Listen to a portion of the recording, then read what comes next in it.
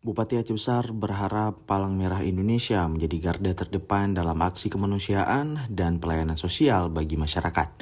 Harapan tersebut disampaikan saat menghadiri kegiatan PMI Aceh Besar bersama jajaran pengurus dan relawan.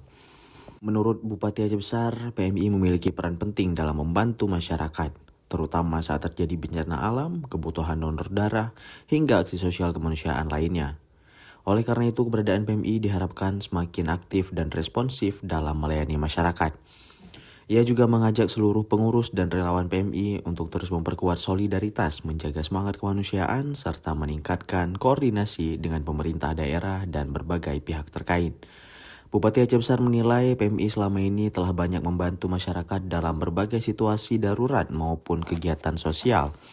Namun ke depan organisasi kemanusiaan tersebut diharapkan mampu menghadirkan program-program yang lebih inovatif dan menyentuh kebutuhan masyarakat secara luas.